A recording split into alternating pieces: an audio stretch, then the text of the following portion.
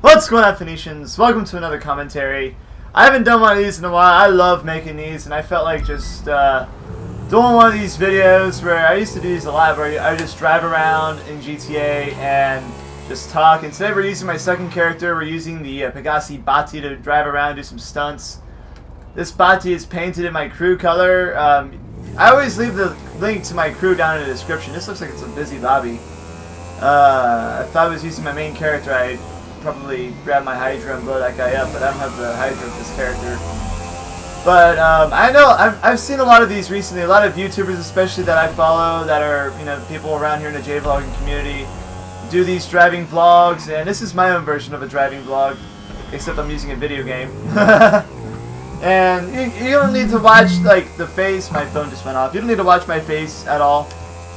You can just follow along, and oh god. Watch me crash. I've put my phone down because my phone vibrated.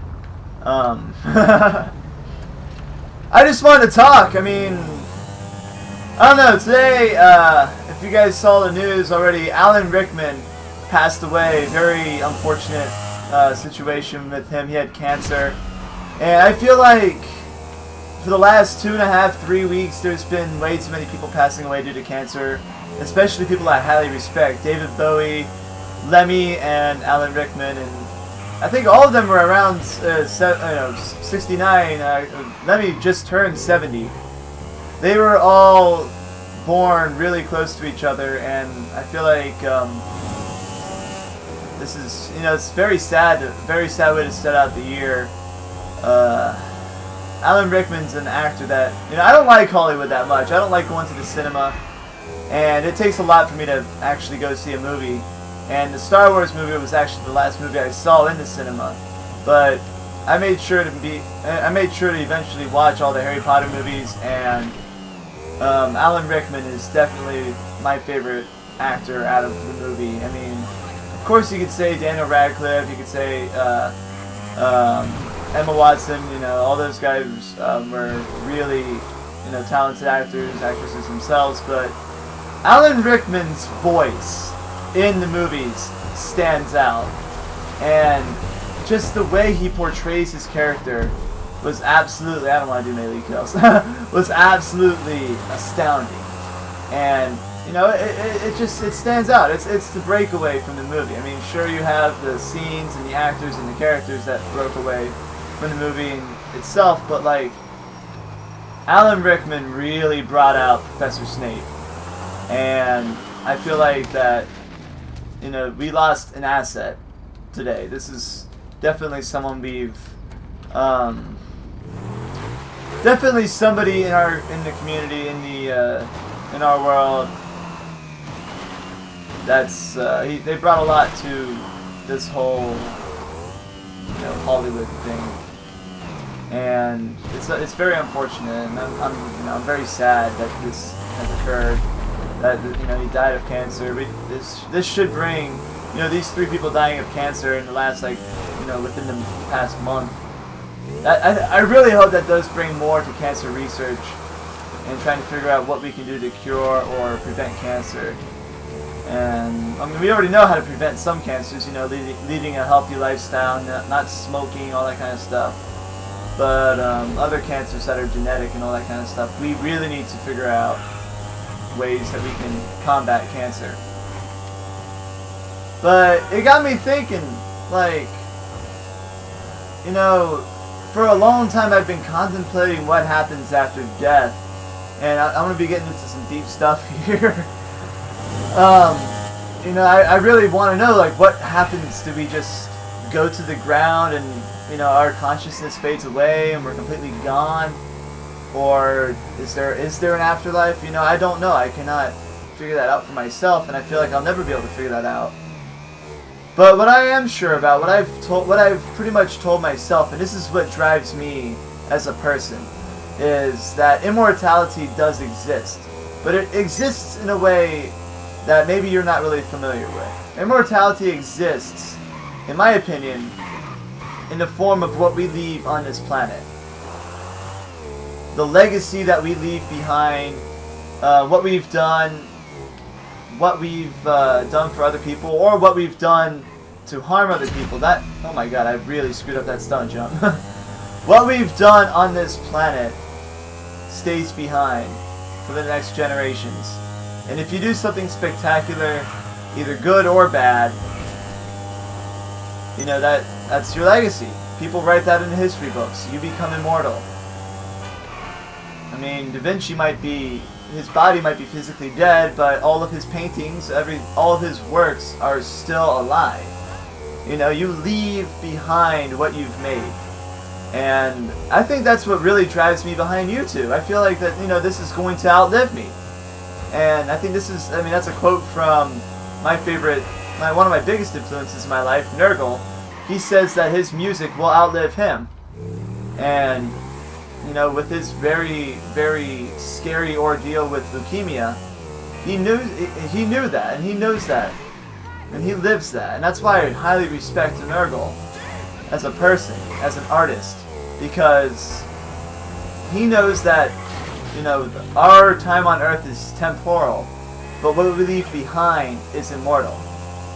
And I feel like even though David Bowie, Alan Rickman, and Lemmy are gone, they are still immortal in our hearts because of what they've left behind. David Bowie with his amazing artistry, Lemmy, oh my god, I am stuck under this bike. Lemmy with Motorhead, and Alan Rickman with his legacy on the stage and Harry Potter and, you know, all of the acting he's done over the years. That is, you know, that's pretty much what immortality is, in my opinion. You know, who needs to live forever when what you leave behind lives forever, right? And I feel like that's what really drives me to be a better artist, be a better YouTuber. I cannot drive a bike for shit today. Be a better person in general. If I come out of this life with a legacy of just being a good person, helping others, and, you know, doing something that leaves a mark on the planet, either through YouTube, through music, through my photography, through artistry, through whatever, through being a businessman, that makes me immortal. It really does. I mean, my name is written in the history books. And that's what I really see as important to being a good human. If you come out of this life with a good legacy, no matter what you've done to other people, if you've made people upset and they won't forgive you, if you do something on this planet that means a lot to other people in a good way, you've become immortal. So I know that's quite a temporal, like, really philosophical idea. And I know it's kind of a weird, oh god, weird way for me to express this idea by driving my bike everywhere. And I don't know. I'm just saying things as I talk. I think Jake Knowlton sometimes says this about me, that I often talk without thinking, and I think that's how I live my life sometimes too. I tend to think as I speak, and holy shit, what did I just hit? I don't know. I feel like well, this bike's about to die. I don't know. I felt after hearing about Alan Rickman's death to make this video, kind of giving my thoughts about, you know, kind of comforting the world right now, because a lot of my friends, especially who are big fans of Harry Potter, we're also fans of David Bowie, and I know a lot of people who like all three of the people who passed away in the last few weeks, and this is some comforting word. I hope these are comforting words for you. I mean, they might be gone, but, you know, their legacy is still around. I forgot who said it, but this quote was shared widely on Facebook. And we should be happy that we've lived in the era of these three people. And I feel like that I wish I lived in the era of Freddie Mercury. I mean, he died after my, I think he died after my birth, I'm not sure. But, like, I wasn't around to live in his legacy. Like, I was only an infant. Hey! Screw you, Lester. And Freddie Mercury is, like, one of my favorite singers of all time. And I know a lot of people who are very upset about the passing of these people. They've been around for Freddie Mercury, and I hope you guys who are watching this, who've been around for these amazing people, feel comforted by that. So that's my opinion on immortality, the afterlife. My feedback, the feedback you guys gave me for my Phoenix 5 has been astoundingly awesome. I was very surprised that this took off. I got retweets from Charla, from Kelly, from other people in the community. I've gotten a lot of good feedback saying it was a great idea, and my bike is probably dead right now. Yeah, but it was just overall really good feedback from everybody. I'm definitely going to continue on this feed, on this, I'm definitely going to continue listening to your feedback, and I'm going to try to get a good list for this week, but it's been kind of a quiet week in the community. There hasn't been that many videos that have been published. There was one that made it the rounds on Facebook from a guy I'm not going to spoil. That video itself is definitely, wow, look at that grind. That video itself is definitely going to be in the 5 this week. And you guys probably have an idea of what it is based off of the fact that it's been on Facebook all week. And it was also talked about on 2.5 Oyaji's and on Tokyo Tonight. It was widely covered, people were discussing it, and I think that video is definitely going to be #1 video for this week because of the amount of people who are discussing that video. And it was a great video. It was very intriguing. And people posted some news articles related to it today. If you don't know what this is by now, just wait until Sunday. You'll see what it is. But honestly, this week it's been kind of quiet in the community. There hasn't been that many people posting stuff. A lot of people seemed eager that they wanted to appear on the list. And I hope this encourages you guys to go out there and make your videos and stuff like that. Oh my god, here we go. Oh. I hope this encourages you guys to go out there and make some more videos, because a lot of the videos I shared this week got a lot of views afterwards. I'm very surprised. People were sharing, like, especially Internationally Me's video. Her video got shared a lot, and I'm very happy for her. And Kelly's video, or Kelly's and Charlotte's video got shared a lot as well, but then again, Charlotte has, well, combined total of over 400 and something thousand subscribers, so there's no wonder that video got shared a lot. But, I mean, overall, it's been, that last week was really good, but this week it's been quiet, so I'm hoping you guys this week step it up and drop some really good videos for me to look at and hopefully put on the Phoenix 5 list for this week. Now, I've decided for that list, I'm going to record it every Saturday night, like around midnight, Saturday night going into Sunday morning. I'm going to basically look at my sub list and watch look at the videos that I've watched throughout the week, which ones stood out, which ones had a good message. Maybe they didn't stand out, but they had an interesting message or something interesting happened. And that's the whole purpose of the list, is for you guys to discover these videos, basically discover what's going on, what happened in the week, all that stuff, right? So keep that in mind when you're looking at the list here. And I got a little bit of criticism for posting Charlotte's video and for posting Markiplier's video on that list, but I mean, those videos were funny. I mean, Markiplier's video was hilarious, and Charlotte's video was almost terrifying for me. I kind of vicariously lived through that video. I was like, oh god, I do not want to do the Bean Boozled challenge. And a couple people actually kind of gave me a little bit of shit for putting Internationally Me's video up first. Maybe they think, they're thinking that since she's a new vlogger and that the fact that I called her cute, I'm trying to, some ulterior motive behind that. I barely know her. I mean, I know her professionally through YouTube, and I know she's really friendly. I've had quite a few conversations with her, but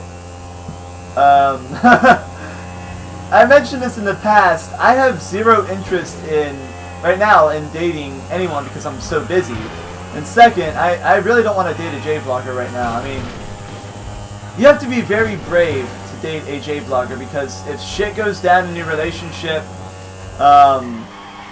You know, that's pretty much all on either Drama Alert, or there's going to be a drama video made about you from a few other YouTubers. You know, I know I'm kind of half joking here, but, you know, I just, I feel like it shouldn't be a priority for me to be dating right now anyway. Because, like I said in my other video from the news, looking at schools for studying for the JLPT. Actually, I talked to a private tutor recommended to me by my professor. She called me today, and I think that she was really concerned because her office is like 40 minutes away. And I'm like, dude, I'll do whatever it takes to get better at Japanese. I'll take a 40-minute train ride. I have no problem with doing that. And, oh, Jesus, I rear-ended that thing. Did you hear her? Did you hear her yelling? I'll do whatever it takes to get better at Japanese. I don't care if I have to take a 40-minute train ride. Because, I mean, it's the subway. Subways are cheap. Especially if you're going a longer distance. And I found a school right down the street from where I live that offers a very, very intensive JLPT course. And that's exactly what I'm looking for. Basically, it starts in April. It's for 10 weeks. And it's probably the best idea I've ever seen in my life. Oh, shit. I killed myself. God. Okay, well, no. If you're not watching, I know some of you, I told you guys you didn't need to watch this, but if you saw what happened, scroll back to about 10 seconds ago and watch me crash and burn into this wall over here. That was insane. Are you still alive, Mike? Are you still alive? You're still alive. Okay, cool. What else is in the news? I mean, I don't feel like I've mentioned... I feel like I'm leaving something out right now. Oh! I had a conversation with Bex. We are most likely going to be doing a couple of collabs. I'm not sure what. Nothing has been finalized between me and her yet, but we are hopefully going to work together soon. She asked me to add her on PlayStation, so I'm hoping that comes out with some good videos. She mentioned probably jokingly enthusiasm about me teaching her how to play GTA. If you've ever seen her GTA videos, they're hilarious because she'll be the first to admit this. She's not that good at GTA. Then again, I'm not that good either, but... I thought there was a stunt jump there. I want to do that stunt jump. I'm not that good at GTA either, but... I mean, I'm good enough to be able to teach beginners. I'm hoping that'll make a fun video series. Not sure when we're going to be doing that. There we go. Land it. Yes! Stunt jump completed. I love doing stunt jumps. Well, they don't do shit for me, but... Let's see, there's a stunt jump. There's a stunt jump on the highway over here. I'm gonna get on the highway. I have to get onto the on-ramp over here. Damn it, that is not how you get on the highway. There's a stunt jump on, not on this highway, but the highway that's over here that you connect onto. And it's tricky. I think you can only do that stunt jump with a bike. I think it's over here. It's on the inside of this lane here. There's my buddy Mert flying around with this jet. Did I miss it? I think I missed it. There's a stunt jump. I know this. Yeah, there's it.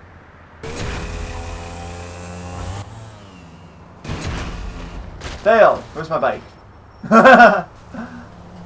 Did my bike fall off? Yeah, there it is. It's way the hell down here. This character, I kind of messed up on her face, and my buddies give me a lot of shit for her. But I don't care. She's just for cars. That's pretty much the reason why I have this character. Okay, I have to go on the other side of this, I think. Oh no, I don't. I have to go over here. There's like a ramp somewhere over here. Not here. It's back here. So we gotta go back here. Yeah, there it is. Here's the ramp right there. Yeah, Rockstar, you put these stunt jumps a little bit too obvious. Stoppy into the thing. Alright, let's do this stunt jump. I'm not sure how far I have to go.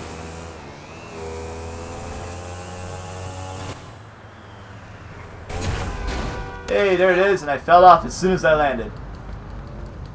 Going into this car. Let's see, what else can I talk about? A lot of people in Japan have been asking me about Trump, Donald Trump. As you guys know, I really don't like him. Not many people like him at all. And the reason I'm getting for supporters of Donald Trump is because he is a political outsider. And he is, you know, everyone's like, oh, God, my bike just blew up. Okay, there goes the bike. The reason I'm getting for Trump is because he's a political outsider, and you know he's saying stuff that people want to hear, or that they're thinking. I don't know. He's not afraid to be politically incorrect, and a lot of people like that. But here's my thing: if you want a political outsider, get someone who knows what they're doing. You know.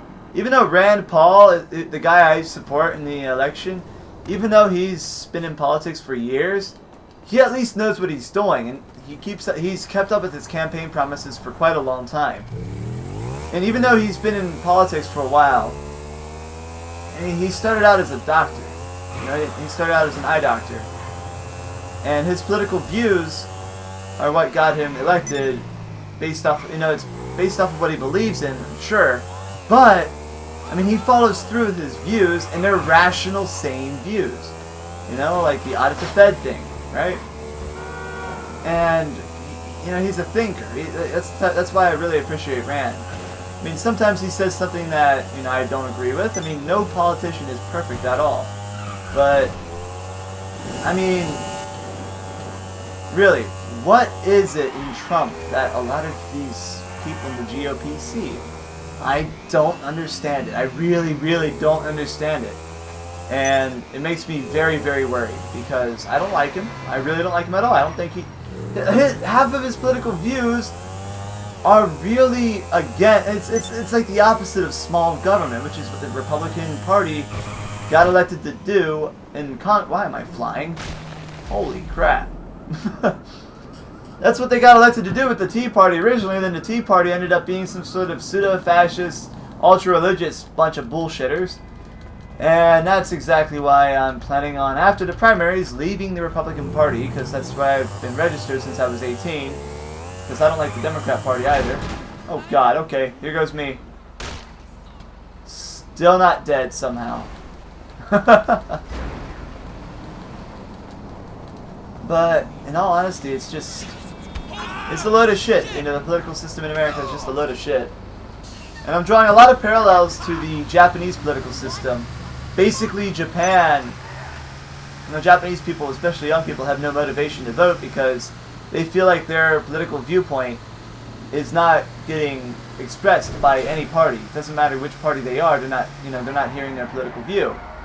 Basically, politics here in this country is for old people, and most of the old people in this country are pretty racist. And I am drawing a lot of parallels right now. A lot of young millennials like myself are very, very confused. They jump on the guy, they think will do what they want them to do. And like I said in previous videos about the polarization of American politics, that's Bernie Sanders and Donald Trump, the two most extremist candidates I've seen in quite a long time. Or a lot of people are just blindly jumping into Hillary's lap because of like the whole political correctness thing, for whatever reason that is. They're thinking that because Hillary is a woman, if you don't vote for her, you're automatically sexist. That's what I've heard from a lot of people who are indeed ultra-feminist or whatever that is. I don't know what it's called anymore. People yell at me for calling them feminazis because, in my opinion, advocating gender equality should be called gender equality and not, you know, it's ironic that a lot of these people who argue about gender equality and who complain about gendered norms use the term feminist because that term itself is gendered. Why am I going on a bunch of different tangents? But, I don't know. That's pretty much what's been on my mind for a while. I've been talking for 25 minutes. If you guys made it to the end, let me know in the comment section by posting the amount of times I have made a stunt jump. How many stunt jumps are remaining, which is 41. How many are remaining? 41, right? So I gotta do 41 stunt jumps. Write that in the comment section if you've watched all of this. Because I don't know how much you guys watching these videos. I just felt like getting on my bike and talking for a half hour. And yeah. Hope you guys enjoyed the video. As always, I will see you in the next video. Let me make a stop here so I can salute you awesome Phoenicians. There we go. Take it easy, Phoenicians.